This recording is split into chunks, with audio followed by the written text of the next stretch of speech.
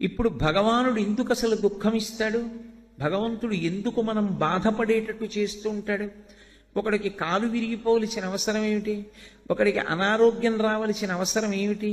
ఎందుకు వాడు అలా బాధపడుతుంటాడు అంటే, భగవంతుడు ఎందుకు బాధ పెడుతూ ఉంటాడు అంటే దానికి ప్రధానమైనటువంటి కారణము ఒక్కటి ఉంటుంది. గత జన్మలలో ఏదో పాపం చేసినది ఉంటుంది. ఆ పాపం ఎవరికి తెలుసు అంటే మనకి తెలియదు. ఆ జన్మలో శరీరాన్ని విడిచిపెట్టేసినప్పుడు ఇక మనకి ఆ జన్మ గురించి తెలియదు. కానీ ఆ జన్మలో జీవుడు ఏం చేశాడో భగవంతుడికి తెలుసు. అది చిత్రగుప్తుడంటే. ఆయన వ్రాసి పెట్టుకుంటాడు. దాన్ని అనుభవంలోకి తీసుకొస్తాడు. చేసిన పాపం కష్టం రూపంలో పోవాలి. వీడు కూడా బాధపడ్డాడు అనుకోండి, ఆ బాధ రూపంలో చేసిన పాపం పోతుంది. ఎప్పుడో ఎవరినో అనరాని మాట ఏదో అన్నాడు, వాళ్ళు చాలా బాధపడ్డారు 2 గంటలు. వాళ్ళు బాధపడ్డారు కదూ, ఆ బాధపడినట్టే ఇప్పుడు కూడా నిన్ను ఎవరో ఒకళ్ళు ఏదో అనరాని మాట అంటారు, నువ్వు 2 గంటలు బాధపడతావు. ఈశ్వరుడు గత జన్మలలో చేసిన పాపాన్ని దృష్టిలో పెట్టుకుని ఫలితాన్ని ఇస్తాడు. గత జన్మలలో చేసుకున్న పుణ్యాన్ని దృష్టిలో పెట్టుకుని ఫలితాన్ని ఇస్తాడు. అలా ఇస్తాడా అండి?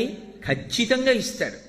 కంచికామకోటి పీఠాధిపత్యం వహించినటువంటి మహాపురుషులు చంద్రశేఖరేంద్ర సరస్వతీ స్వామి వారి దగ్గరికి వచ్చి, సనాతన ధర్మమునకు చెందనటువంటి ఆవిడ, పునర్జన్మ సిద్ధాంతమునందు నమ్మకం లేనటువంటి ఆవిడ ఓ మాట అడిగింది. గత జన్మలలో చేసుకున్న పాపపుణ్యములను అనుభవించడానికి ఈ జన్మలో శరీరాన్ని పొంది వస్తారని ఎలా నమ్ముతాము అని అడిగింది. ఆయన నవ్వి అన్నారు, ఇప్పుడు నువ్వు నాతో మాట్లాడుతున్నటువంటి నేను విడిది చేసిన ప్రాంగణం ఉందే, దీనికి ముందు సందులో ఒక వైద్యశాల ఉంది. అది ప్రసూతి కేంద్రం. కడుపుతో ఉన్న ఆడవాళ్ళు అక్కడికి వచ్చి ప్రసవం అవుతూ ఉంటారు. నువ్వు ఇవాళ వెళ్ళి ఎంతమంది దంపతులకు ఎవరెవరు పిల్లలు పుట్టారు, వాళ్ళ పేర్లు ఏమిటి, ఆ తల్లిదండ్రుల పేర్లు ఏమిటి, వాళ్ళు ఏం చేస్తూ ఉంటారు వ్రాసుకుని రా అన్నారు. ఆవిడ మర్నాడు వచ్చింది మహాస్వామి దగ్గరికి. ఆవిడేం చెప్పలేదు. ఆయన కాళ్ళ మీద పడి నమస్కారం చేసింది. నాకు అర్థమైంది, గత జన్మలలో చేసుకున్న పాపపుణ్యములను అనుభవించడానికి భగవంతుడు ఈ శరీరాన్ని ఇచ్చినప్పుడే నిర్ణయం చేసేస్తాడు ఎవడెంత సుఖపడాలో ఎవడెంత బాధపడాలో. ఎలా? ప్రసూతి కేంద్రంలో ఒకడేమో ఎయిర్ కండిషన్డ్ రూమ్లో పుట్టాడు, ఒకడేమో జిల్లా కలెక్టర్ గారికి కొడుగ్గా పుట్టాడు, ఒకడేమో రిక్షా తొక్కుతున్నటువంటి ఒక కార్మికుడికి కొడుగ్గా పుట్టి కనీసంలో కనీసం ఒక ప్రత్యేకమైన గదిలో కూడా ఆవిడ ప్రసవం అవ్వలేక అందరితో పాటు ఒక హాల్లో పడుకునుంది పసిపిల్లాడితో. ఈ ఎండలో తెలియట్లా ఎవరు చేసినటువంటి కర్మని అనుభవంలోకి వాళ్ళు తెచ్చుకుంటున్నారన్న విషయం తెలుస్తోందా, తెలియట్లేదా? కాబట్టి భగవంతుడు ఈ శరీరాన్ని ఎందుకు ఇస్తాడు అంటే, దీనితో ఎప్పుడూ 3 పనులు జరుగుతూ ఉంటాయి. ఇది బాగా జ్ఞాపకం పెట్టుకుంటే అసలు మనం ఎందుకు శరీరాన్ని జాగ్రత్తగా ఉపయోగించాలో అర్థమవుతుంది. శరీరం లేదనుకోండి, సుఖం ఎలా అనుభవిస్తారు, దుఃఖం ఎలా అనుభవిస్తారు నాకు చెప్పండి. గతంలో చేసిన పాపం ఉంది, దుఃఖం అనుభవించాలి, శరీరం లేదు, ఎలా అనుభవిస్తారు? కుదరదు. పాపం యొక్క ఫలితమైన దుఃఖం పోగొట్టుకోవాలన్నా శరీరం ఉండాలి.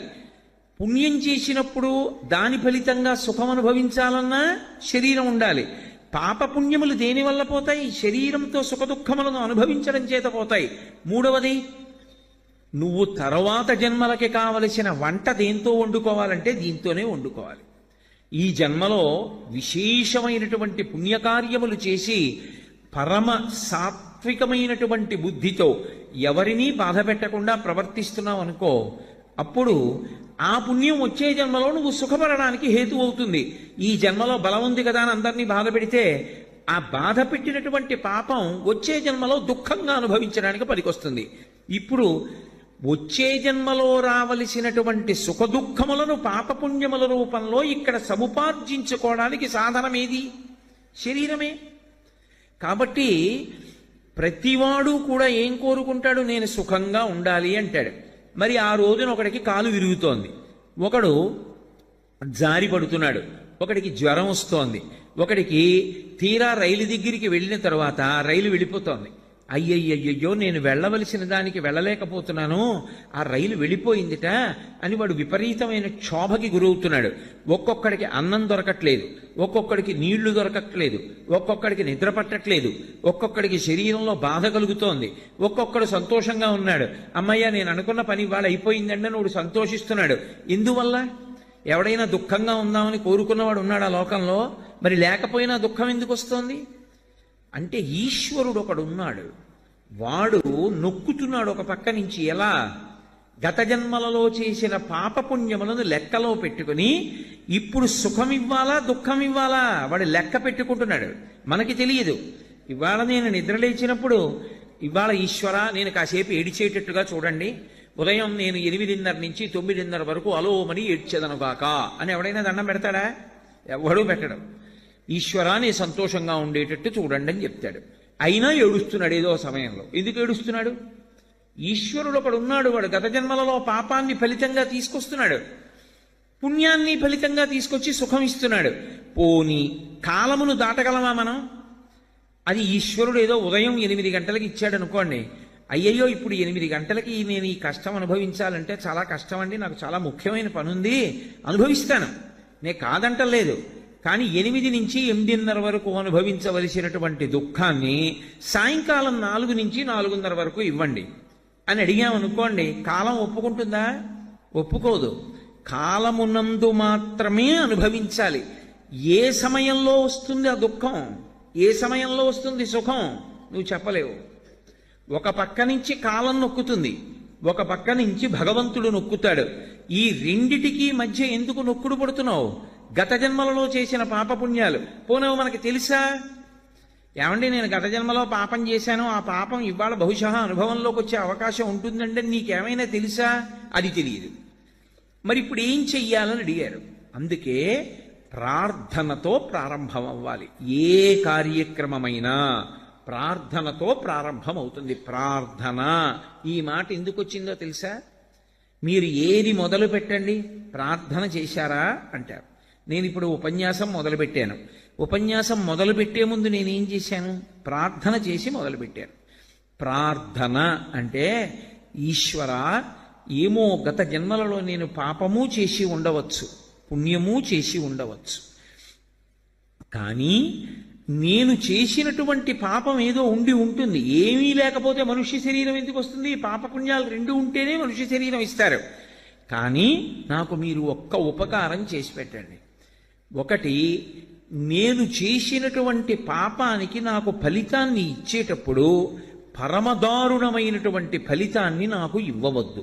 నేను ఏదో పెద్ద పాపమే చేసి ఉండవచ్చు, ఆ పెద్ద పాపానికి తగినంత ఫలితాన్ని మాత్రం నాకు ఇవ్వకండి. అంత పెద్ద అశుభవార్త నేను వినేటట్టుగా చేయకండి.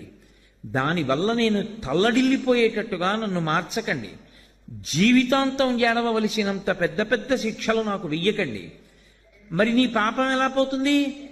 నన్ను అనుగ్రహించండి. నేను తప్పు చేశాను. ఎందుకు చేశాను? మీరున్నారని తెలియక చేశాను ఒకప్పుడు ఆ పాపం. ఇప్పుడు తెలుసుకున్నాను మీరున్నారని, కాబట్టి నేను చెయ్యను. ఇప్పుడు నేను ప్రయత్నపూర్వకంగా ఏ తప్పు చెయ్యట్లేదు, కానీ అప్పుడు చేశాను.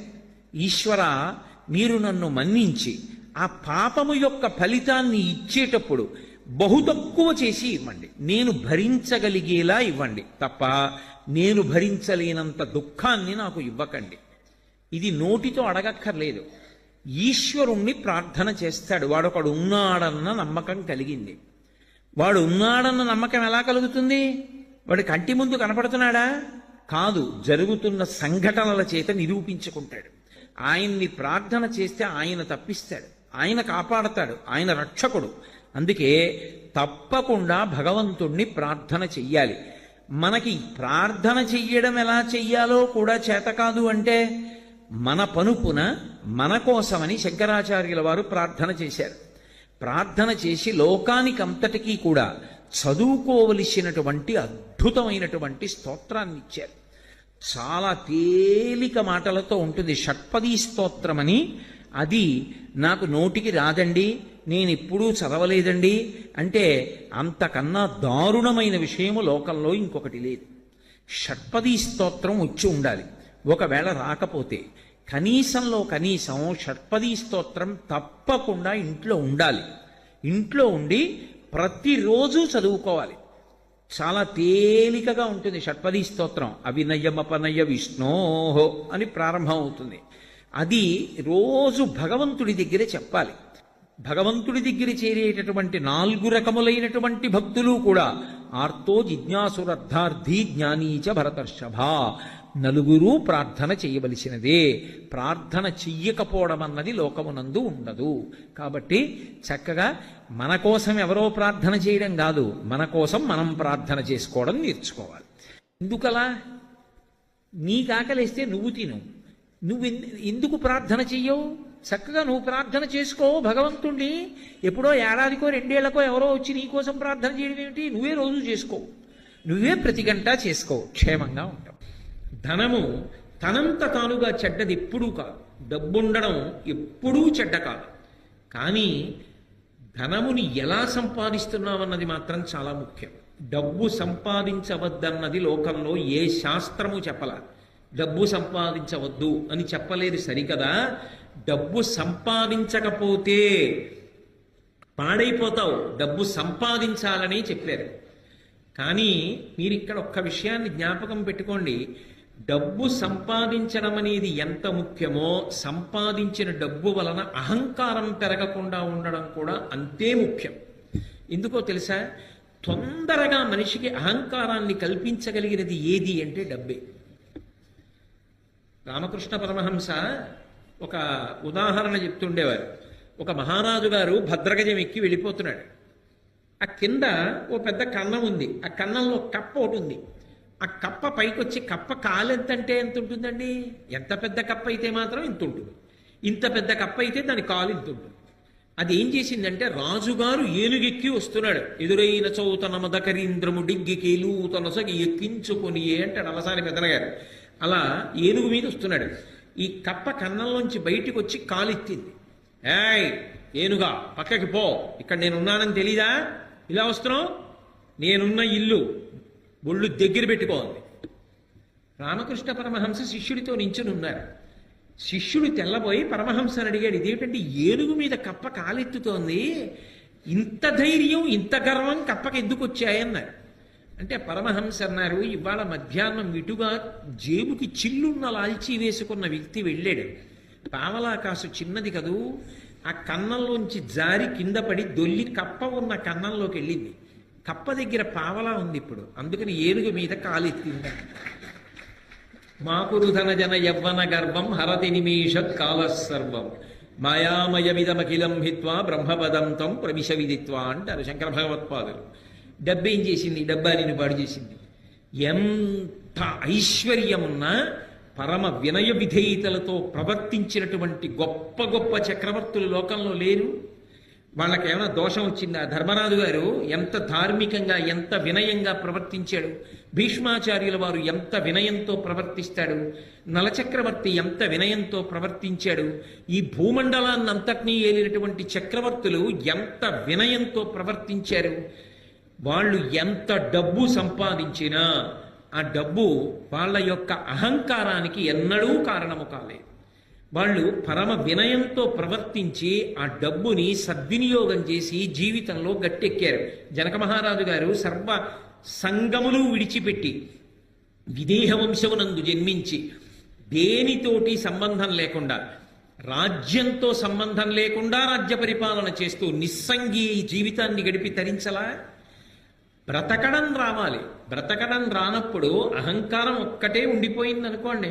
అహంకారం చిట్ట చివరికి ఏం చేస్తుంది అంటే, డబ్బు వలన వచ్చినటువంటి అహంకారం చాలా ప్రమాదకరమై సర్వభ్రష్టత్వాన్ని పొందేసిన తరువాత ఒక పెద్ద ఇబ్బంది కూడా తెస్తుంది. ఇంత బ్రతుకు బ్రతికినవాడు ఒక గోడ నీడలో నిలబడి భిక్షాటన కూడా చేయలేడు. రూపు మార్చుకుని తిరగవలసి ఉంటుంది ఎవరు గుర్తుపట్టకుండా. అందుకని జాగ్రత్త సుమా. ఒకడికి డబ్బుంది, వాడు కించిత్ కూడా పాడవలేదు. వాడి కించిత్ కూడా పాడవకుండా ఆ ద్రవ్యాన్ని చక్కగా వినయ విధేయతలతో దాన ధర్మాలకి ఖర్చు పెడుతూ, ఇదంతా పరమేశ్వరుడిచ్చింది నాది కాదు, ఈశ్వరుడిదన్న భావనతో పరమ ఉద్దికగా జీవితం చేశాడు. వాళ్ళని డబ్బేం పాడు చేసింది? ఒక్కొక్కడు 5 రూపాయలు అహంకారానికి కారణం అయిపోతుంది. అది డబ్బు పాడు చేసిందా? డబ్బు పాడు చేయలేదు, బుద్ధి పాడు చేసింది. అందున డబ్బు బుద్ధిని, సరస్వతి బుద్ధిని రెండు రకాలుగా పాడు చేసేస్తాయి. అదేమిటండి, సరస్వతి అంటే బుద్ధిని ఇవ్వాలి కదా, పాడు చేయడం ఏమిటి అంటే అహంకారం ఉంటే. మీరు లోకంలో సరస్వతి విషయంలో, లక్ష్మి విషయంలో ఒకటి గమనించండి. మీ దగ్గర చాలా డబ్బు ఉందండి, మీ వ్యాపారంలో బాగా లాభాలు వస్తున్నాయి అన్నారనుకోండి, ఏమి లాభాలండి, ఏదో పెద్దవాళ్ళు చేసిన వ్యాపారం మూసేస్తే బాగుండదని చేస్తున్నాం, వడ్డీ డబ్బులు వస్తే గొప్పగా ఉందండి మా వ్యాపారం, ఇప్పుడు ఏమొస్తుంది అంటారు ఇందులో అంటాడు. డబ్బు ఉందండి అంటే ఒప్పుకోడా, ఏముందండి నా దగ్గర అంటాడు. మీకు సరస్వతీ కటాక్షం లేదండి, మీకు తెలియదు, అయ్యా నా మాట వినండి, మీరు చదువుకోలేదు కదా, మీకు ఈ విషయం తెలియదు కదా, మీరు ఎందుకు మాట్లాడతారు దాని గురించి అన్నాను అనుకోండి, అత్తేరి నీకేం తెలుసు అని చర్చ విరిగి పెడతాడు. సరస్వతీ కటాక్షం లేదురా అంటే ఒప్పుకోడు, లక్ష్మీ కటాక్షం ఉందిరా అంటే ఒప్పుకోడు, రెండిటితోటి ప్రమాదం. అసలు అది దాటాలంటే మనసుకి సంస్కారం ఉండాలి. శంకరాచార్యుల వారి కన్నా ప్రజ్ఞాశాలి సరస్వతీ కటాక్షం ఉన్నవాడు లోకంలో ఉన్నాడా? అటువంటి శంకరాచార్యుల వారు శంకరుడి దగ్గరికి వెళ్ళి అన్నారు, పశుమాం సర్వజ్ఞ ప్రథిత కృపయా పాలయ విభో అన్నారు. శంకర, నేను పశువుని, నువ్వు పశుపతివి, నేను పాడైపోతే నిన్నంటారు. పశువుని కాపాడవలసిన వాడివి నువ్వు, కాబట్టి నీకు నాకు అనుబంధం ఏమి అంటే నేను పశువుని, నువ్వు పశుపతివి. ఇది శంకరాచార్యుల వారు అనవలసిన మాట. స్మృతౌ శాస్త్రే వైద్యే శకున కవిత గానఫణితౌ పురాణే మంత్రే వా స్తుతి నటన హాస్వేశ్వచితుర. నాకేమొచ్చు తండ్రి, నాకేం రాదు అన్నారు శంకరాచార్యుల వారు. ఎవరు? మహానుభావుడు అపరశంకరుడు, కైలాస శంకరుడు కాలడి శంకరుడిగా భూమి మీద తిరిగారు. అటువంటి మహానుభావుడు ఆ మాట అన్నాడు. మనం దేనికి గర్వపడాలి, దేనికి అహంకరించాలి? ఒక్కొక్కసారి కొన్ని చాలా చమత్కారంగా ఉంటాయి. నేను విశాఖపట్నంలో చదువుకునే రోజుల్లో ఒకసారి అకస్మాత్తుగా వాకాటి పాండురంగారావు గారని మహానుభావుడు, చాలా గొప్ప వ్యక్తి, చాలా గొప్ప వ్యాసాలు రాసేవారు ఆయన మాకు కల్చరల్ హెరిటేజ్ ఆఫ్ ఇండియా అని, అది కంపల్సరీ పేపర్, అన్ని కోర్సుల వాళ్ళు చదవాలి. ఆ పేపర్ మాకు ఆయన వస్తుండేవారు వారానికి ఒకసారి. ఆయన పాఠం అంటే చెవి కోసుకునే వాళ్ళం, అంత బాగా మాట్లాడేవారు. ఆయన మాట్లాడుతూ వాట్ ఈజ్ ఎడ్యుకేషన్ అని అడిగారు. వాట్ ఈజ్ ఎడ్యుకేషన్ అంటే ఒక్కొక్కళ్ళు లేచి ఒక్కొక్కటి చెప్పారు. ఒక ఆయన మాత్రం లేచి చెప్పింది నాకు ఇప్పటికీ జ్ఞాపకం ఉండిపోయి. ఆయన అన్నాడు, knowing that you are ignorant is education. నాకేమీ తెలియదని తెలుసుకోవడమే చదువుకోవడం.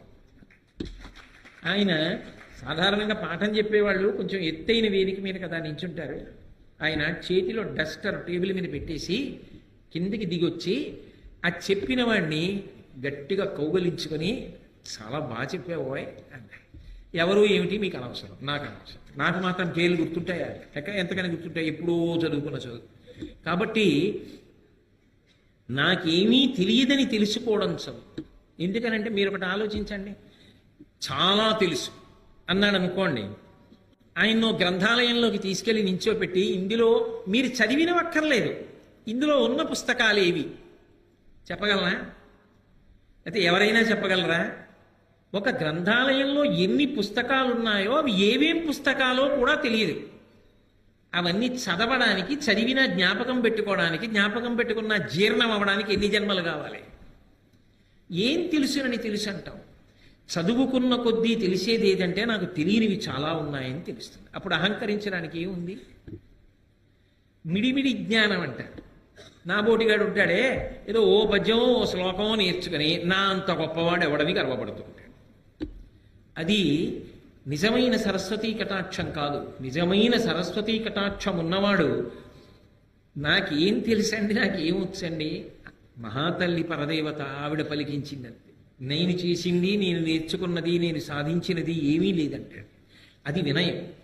అందుకే సరస్వతీ కటాక్షము ఉండడం కాదు, సరస్వతీ కటాక్షము నీ వినయమును పెంచుతున్నదా. నాకేం తెలుసండి అన్ననాడు నువ్వు వినయంగా ఉంటావు, నాకేం తెలియదండి అన్ననాడు అయ్య బాబోయ్ నేను పట్టుకోగలరా ఎవరైనా? అప్పుడు ఆయన పని ఏమిటంటే 24 గంటలు అవతల వాళ్ళు తప్పులు వెతుకుతూ ఉండడం. అలా వెతకడం ఒక అహంకారానికి కారణమై పతనమైపోవడానికి కారణం అవుతుందా అవదా? అది నాకేం తెలుసండి అని ఊరుకోవాలి అంటే అది నిజమైన సరస్వతీ కటాక్షం. అందుకే ఒకటి బాగా అభ్యాసం చేస్తే తప్ప రాదు. పుట్టుకతో వచ్చేది కాదు, అది వంశంలాగా. అది కష్టపడి చదవాలి. ఆయన బాగా చదువుకున్నవారు, ఎన్నో తెలుసున్నవారు అన్న పేరున్న నువ్వు త్రికరణ శుద్ధిగా, నోటి మాటగా కాదు, నేనేం చదువుకున్నానండి, నేనేం నేర్చుకున్నానండి, మహానుభావులు ఎంతమంది ఉన్నారు, వాళ్ళతో పోలిస్తే నా జీవితం ఏం గొప్పది అనగలగాలంటే నీకు ఎంతో వినయం ఉండాలి. అంత వినయం ఉంటే తప్ప నువ్వు ఆ మాట అనలేవు. అది ఉత్తముడికి గౌరవాన్ని పెంచింది, నడవడిని ఇంకా ఇంకా వృద్ధిలోకి తెచ్చింది.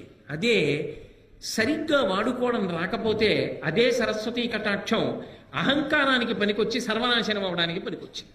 చదువుకోవడం కాదు, చదువు కన్నా సంస్కారము గొప్పది. ఆ సంస్కారము మనసులో బాగా ఏర్పడే ప్రయత్నం చేసుకో. అందుకే పూర్వం చదువుతో పాటుగా సంస్కారం నేర్పేవారు, నీతిశాస్త్రం నేర్పేవారు, నీతిశాస్త్రంలో 4 శ్లోకాలు నేర్పేవారు, చక్కగా 4 మంచి మాటలు చెప్పేవారు. వారానికి ఒక్కసారైనా నీతి అని ఒక ప్రత్యేకంగా ఒక తరగతి ఉండేది, అందులో మంచి మాటలు చెప్పేవారు. దాంతో శీల వైభవాన్ని ఊంచుకునేవాడు. లేకపోతే ఏమైపోతుంది, ఈ చదువే రేపొద్దున్న నీ అధికార స్థానాన్ని నిర్ణయించేస్తుంది. ఒక 10వ తరగతి చదువుకున్నవాడు ఒక స్థానంలో ఉంటాడు, పట్టభద్రుడైన వాడు ఒక స్థానంలో ఉంటాడు, ఐఏఎస్ చదువుకున్నవాడు ఒక స్థానంలో ఉంటాడు, గొప్ప వైద్యం చదువుకున్నవాడు గొప్ప వైద్య నిపుణుడై వైద్యుడిగా ఉంటాడు, సాంకేతిక రంగంలో పురోభివృద్ధి చెందినవాడు ఆనకట్ట కట్టడానికి ఎడతాడు. నువ్వు ఏం చదువుకున్నావన్నది కాదు, నువ్వు చదువుకున్న దాని వల్ల నువ్వు ఉన్నతమైన స్థానమునకు వెడతావు. ఉన్నతమైన స్థానములో ఉన్నవాడు ఉన్నతంగా నిలబడి సమాజపు విలువలను నిలబెట్టగలిగిన వాడు అయి ఉండాలి. ఆ స్థానమే ఎలకలా కన్నాలు పెట్టడానికి పనికొస్తే ఇక నీ వలన సమాజమునకు విలువ ఏం కలుగుతుంది? అప్పుడు భద్రం పోలా. సర్వే వేదవిద శూరాః సర్వే లోకహితే రతాః సర్వే జ్ఞానోపసంపన్నాః సర్వే సముదితా గుణైః అంటారు రామాయణం బాలకాండలో. ఎంత చదువుకున్నావో, ఎంత పెద్ద స్థానంలో ఉన్నావో అంతగా లోకము యొక్క హితము గురించి కూడా ఆలోచించగలిగిన పెద్ద మనసు ఉండాలి. అది లేకపోతే ఇదంతా నా అభివృద్ధికే పనికి రావాలి అన్న భావన నిలబడిపోయిందనుకోండి, అది ఏమవుతుందంటే స్వార్థమునకు మాత్రమే పనికొస్తుంది. అప్పుడు దాని వలన సమాజము భ్రష్టమైపోతుంది. అలా కాకుండా ఉండాలి అంటే నీ సరస్వతీ కటాక్షము కాని, నీ లక్ష్మీ కటాక్షము కాని, నీ వంశము కాని ఏదైనా సరే నిన్ను వృద్ధిలోకి తీసుకురావడానికి పనికొచ్చేదై ఉండాలి. ఇందులో యువతల వారికి తెలియడం అన్న మాట ఉండదు సుమండి. యువతలవాడు ఎప్పుడూ కూడా నువ్వు ఎంత ఎదిగావో, నిజంగా అలా ఉన్నావో అలా లేవో తెలుసుకోవడం సాధ్యం కాదు. ఎందుకని అంటే మీరు ఒక్కటి గమనించండి, స్థానము ఎంత ఉన్నతమైతే యువతల వారు ఆయన దగ్గర ఉండే అవకాశం అంత తగ్గిపోతుంటుంది. అప్పుడు మీరు ఎలా లెక్క కట్టగలరు? తనకి తాను పరిశీలించుకోవాలి. ఏది పరిశీలించాలంటే దంభమున ఎందు ప్రవేశించినదా, ఇది చాలా చాలా అవసరం. నేను నోటి మాటగా ఈ మాటలు చెప్తున్నానా, నిజంగా నాకు ఆ వినయ సంపద ఉన్నదా, నిజంగా నేను పెద్దల పేరెత్తేటప్పటికి గౌరవంగా మాట్లాడగలనా, గౌరవంగా నోటితో మాట్లాడడం కాదు, నిజంగా నేను ఆ గౌరవాన్ని చూపించగలనా, నేను నాకన్నా సరస్వతీ కటాక్షం ఉన్న వాళ్ళకి గౌరవం ఇచ్చి నాకేం తెలుసని నిలబడగలనా, నాకున్న డబ్బు నాది కాదు గొప్ప, నేను సంపాదించగలిగిన ప్రజ్ఞ అయితే ఇలా లోకంలో ఎందరో సంపాదిద్దరు. యద్రూభంగా ప్రమాణం స్థిరచర రచనా తారతమ్యే మురారేః వేదాంతాః తత్వచింతాంబరభిదురసి యత్పాదచిహ్నైత్తరంతి భోగోపోద్ఘాత కైలీచులికిత భగవత్వైశ్యరూప్యానుభావ సానశ్రీః అస్పృణీతాం అమృతలహరిధీలంఘనీయైః అపాంగైః అంటారు పరాశర భట్టర్లు శ్రీగుణరత్నకోశంలో. గత జన్మలలో చేసినటువంటి పాపపుణ్యములను బట్టి పుర్రె మీద రాసేటప్పుడు లక్ష్మీదేవి బ్రహ్మగారి తల్లి కనుక, సృష్టికర్త యొక్క తల్లి కనుక, అమ్మ గత జన్మలో వీడు ఫలానా పేరుతో ఉన్నవాడమ్మా అంటే ఆవిడ ఓ వాడా లోకహితము కొరకు ప్రవర్తించిన వాడని కనుబొమ్మ పైకెత్తిందనుకోండి, ఓ అని ఇలా కనుబొమ్మ పైకెత్తితే యద్భ్రూభంగా ప్రమాణం, ఆవిడ కనుబొమ్మ పైకెత్తితే ఈ జన్మలో వాడు మహదైశ్వర్యవంతుడు అవుతున్నాడు. యవ్వని వాకిట ఇభమదపంకంబు రజభూషణ రజో రాజినడగు అంటుంది ద్రౌపదీదేవి భారతంలోనే. ధర్మరాజు గారి ఐశ్వర్యం ఎటువంటిది అంటే ఆయన దర్శనం చెయ్యడానికి లోపలికి వెళ్ళేటటువంటి చక్రవర్తులు ఒకరినొకరు తోసుకుంటే వాళ్ళ భుజాలకి పెట్టుకున్న వజ్రములు వైఢూర్యములతో కూడుకున్న ఆభరణములు ఒరుసుకున్నప్పుడు వాటి యొక్క నుషి కింద పడి గాలికి పైకి రేగుతుంటే ఆయన అంతఃపురం ముందు కట్టబడినటువంటి మదగజముల యొక్క చెవుల పక్కనున్న కన్నములలోంచి కారిన మదజలముల చేత ఈ రేగుతున్న వజ్ర వైఢూర్యముల ధూళి అణచబడుతుండేదిట. అంతటి ఐశ్వర్యవంతుడయా ధర్మరాజు అంటే ఏమిటి తేలిగ్గా మాట్లాడుతున్నావు? అయితే ధర్మరాజు పాడవడానికి పనికొచ్చింది ఐశ్వర్యం? పనికి రాలేదుగా. ఎంత ఐశ్వర్యం ఉంటే ధర్మరాజు గారు ఉలికులికి పడ్డాడు? ఏం ఉలికి పడలేదుగా. లేనినాడు బెంగెట్టుకున్నాడా? మీరు విన్నారుగా వ్యాసుల వారి గురించి చెప్పినప్పుడు తీసుకెళ్లి మళ్ళీ హిమవత్ పర్వతం మీద ఉన్న ఐశ్వర్య నిధులను ఇచ్చాడు. ఇస్తే దాచుకున్నాడా? అశ్వమేధయాగం చేసి అందరికీ పంచిపెట్టేశాడు. అందుకే ఆ లోపల ఉండవలసినటువంటి సంస్కార బలము ఉండకపోతే దంభముగా పరిణమించిందనుకోండి, అది చాలా ప్రమాదహేతు. ఎదుటివాడు కూడా పట్టుకోలేడు. ఎందుకని అంటే చాలా మంచివాడిలా కనపడుతూ ఉంటాడు పైకి. ఎలా తెలుసుకుంటారండి? సాధారణంగా వేషాన్ని చూస్తే చాలా మంచివాడు అనే అనుకుంటారు కదా. ఒక కొంగ ఉందనుకోండి, ఓ సరోవరం పక్కన నించుంటుంది, ఒంటికాలు మీద నించుంటుంది, కళ్ళు మూసుకుంటుంది, సాధారణంగా తెల్లగా ఉంటుంది. కొంగ జపం అంటారు. అందుకే చూసిన వాళ్ళు ఏమనుకుంటారు, అబ్బా ఈ కొంగ ఏదో పెద్ద మార్పు వచ్చేసింది, లోపల జీవుడెవరో ఆ సరోవరంలో స్నానం చేసి ఇంత తెల్లవారకట్ట దాని ఒడ్డున నించుని ఇంత చలిలో అలా కళ్ళు మూసుకొని అలా జపం చేస్తోందే కదలకుండా అనుకుంటాం. అది నిజానికి సంపుటములను ముందుకు చాపి ఇలా చూసుకుంటూ ఉంటుంది. చేప నీళ్లలోంచి ఇలా వచ్చిందనుకోండి, చటుక్కున తిరిగి సంపుటములతో చేపని పట్టుకుని పైకి ఎగిరిపోయి తినేస్తుంది. నిలబడింది ఒంటికాల మీద, ఒళ్ళంతా తెలుపు, చూస్తే శుద్ధ సత్వస్వరూపంతో ఉన్నట్టుంది. లోపల ఏ చేపని పట్టుకుందామని ఆలోచన. దంభము అంటారు. పైకి కనపడినట్టు లోపల లేడు. ఎంత రంగు పట్టుబట్ట కట్టి ఎంత గొప్పగా విభూతి పుండ్రాలు ఒళ్ళంతా పెట్టుకుని ఎంతంత వేషాలు కట్టినా నీ లోపల బుద్ధులు మాననప్పుడు దంభం కాదు. లోపల బుద్ధి పోలేదు. పైన శరీరానికి ఎన్ని అలంకారాలు చేస్తే పుట్ట మీద కొడితే పాము చచ్చిందా? లోపల కొట్టాలి. గొరుగుచుందురు జుత్తు కొన్ని వందల సార్లు దాని పాపమేమో కానరాదు, అఖిల పాపములకు నిలయమైన మనసు గొరగడేమి మానవుండు అన్నాడు ఒక ఆధునిక కవి. అలా లోపల మార్పు రాకుండా దంభంతో ఉండి పైకి ఎంతో మంచివాళ్ళ నటిస్తూ పోతే అమాయకులైన వాళ్ళు పెద్దలైన వాళ్ళు మంచివాడు అనుకున్నారేమో, కానీ వాళ్ళు మోసపోతే వాళ్ళకు వచ్చిన నష్టమే ఉంది. అనుకున్నారేమో పాపం, అంతే, అంతవరకే. కానీ మోసపుచ్చిన దోషం కూడా నీకు రావట్లా, పాడైపోవట్లా. కాబట్టి నిన్ను నువ్వు నిరంతర పరిశీలనం చేసుకుంటూ ఉండాలి. ఉత్తమ వంశంలో పుట్టావు, వంశమునకు కళంకం రాకూడదని ప్రవర్తించాడు, ఏమీ పాడవడు. ఉత్తమ వంశంలో పుట్టా, అహంకారానికి కారణమైంది, తాను పాడవడు, ముందు పుట్టిన వాళ్ళు కూడా పాడైపోతారు. సరస్వతీ కటాక్షం ఉన్నది, ఏమి పాడవడు. ఆ సరస్వతీ కటాక్షం 10 మంది హితానికి పనికొచ్చిందనుకోండి, ఆవు గడ్డి తిని పాలిచ్చినట్టు తాను కష్టపడి చదువుకున్న శాస్త్రాన్ని 10 మందికి ఉదారంగా పంచిపెట్టేశాడనుకోండి, తాను శాశ్వతమైన కీర్తిని పొందుతాడు. నాకేం తెలుసు అని వినయంతో బ్రతికాడనుకోండి, భగవంతుని యొక్క అనుగ్రహానికి పాత్రుడవుతాడు. ఏదో కొంత తెలుసుకుని నాకన్నా తెలుసున్నవాడు లేడు అని అహంకారానికి పోయాడనుకోండి, 24 గంటలు చదువుకున్న చదువు అవతలవాడి యొక్క తప్పు పట్టడానికి పనికొచ్చింది. పనికొస్తే ఇప్పుడు ఆ చదువు స్వార్థంతో నిండిపోయింది. ఏదో ఒకటి ప్రతిఫలం లేకపోతే ఆయన చదువుకున్న చదువు వల్ల సమాజానికి ఉపయోగం ఉండదు. అప్పుడు ఏమవుతుంది, చాలా గొప్ప పడగ నాగుపాముది, దాని మీద మణి ఉంది. నాగుపాం పడగ మీద ఉన్న మణి ఎవరికైనా ఉపయోగపడుతుందా? వెళ్ళి తీసుకోగలరా? ఆయన ఎంత చదువు ఉంటే మాత్రం ఎవరికి ఉపయోగపడుతుంది? అవతల వాళ్ళలో తప్పులు ఎంచడానికి పనికొస్తుంది, ఇంకొకరిని చిన్నబుచ్చడానికి పనికొస్తుంది. అలా ఉండకూడదు కదా. చదువు అవతల వారు ఎంత చిన్నవాడైనా గౌరవించడానికి పనికి రావాలి. చాలా బాగా చెప్పావోయ్, చాలా బాగా మాట్లాడేవోయ్ అని పిల్లల్ని కూడా ప్రోత్సహించగలగాలి. శ్రీభాష్యం అప్పలాచార్య స్వామి వారు ఎవరైనా రామకథ చెప్తుంటే చెప్పబోయ్, రామాయణం ఎంతకాలం బ్రతికుంటుందో అంతకాలం మనుష్యత్వం బ్రతికుంటుంది నాయన అనేవారు. అంతేగాని నీకేం తెలుసు రామాయణం, నువ్వేం చెప్తావు రామాయణం అనలేదే. అందుకు మహానుభావుడు ఇప్పటికీ కూడా స్మరింపబడుతున్నారు ఆయన. సరస్వతీ కటాక్షం నీకు వినయం ఇచ్చిన నాడు ఏమీ నిన్ను పాడు చేయదు, ఇంకా వృద్ధిలోకి వస్తావు. అహంకారం ఇచ్చిన నాడు పతనమైపోతావు. లక్ష్మీ కటాక్షము నీకు జన్మతః ఉండని, మధ్యలో కలిసి రాని, న్యాయార్జితంగా నీకు కలిసి వచ్చింది, అది నిన్నేం పాడు చేయదు. దాని పట్ల నీకు సంగము లేకుండా అది భగవంతుడి అనుగ్రహం అని నువ్వు నిలబడగలిగిన నాడు అది నిన్ను పాడు చేసేది కాదు.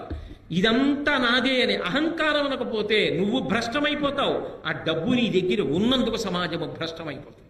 కాబట్టి ఈ మూడు ఉండడం తప్పు కాదు. పరిణతి లేని వాడి దగ్గర ఉండడం వల్ల వాడు పాడై మిగిలిన వాళ్ళని పాడు చేస్తాడు. అథవా మీరిటి తిప్పి ఆలోచించండి, ధృతరాష్ట్రుడైతే ఎలా అర్థం చేసుకోవాలి అప్పుడు? ఇవి ధర్మరాజు గారి దగ్గర ఉంటే ఏం చేశాయి? ఏం చేయలే. దుర్యోధనుడి దగ్గర ఉంటే ఏం చేస్తున్నాయి? సర్వనాశనం చేస్తున్నాయా? ఆ వంశంలో పుట్టబట్టి కదూ నేను యువరాజుని, నాకే రాజ్యం కావాలి, ధర్మరాజుకు ఉండకూడదు అని విపరీత బుద్ధులు పుట్టాయి. అదే వంశంలో పుట్టిన ధర్మరాజు గారైతే జూదంలో ఓడిపోయాను, ధర్మానికి కట్టుబడి అరణ్యవాసానికి వెళ్ళిపోయాడు. అది మాయాజూదం అని తెలుసున్నా కూడా ధర్మము చేత కట్టుబడిన వాడు వంశగౌరవాన్ని నిలబెట్టడానికి వెళ్ళిపోయాడు. ధర్మమునకు కట్టుబడకుండా వంశమునందు పుట్టినవాడు వంశభ్రష్టత్వానికి కారణమయ్యాడు. సరస్వతీ కటాక్షమున్న వ్యాసుడు లోకహితానికి పనికొచ్చాడు. కించిత్ సరస్వతీ కటాక్షమున్న అహంకారం కలిగిన వాళ్ళు భ్రష్టులైపోతారు.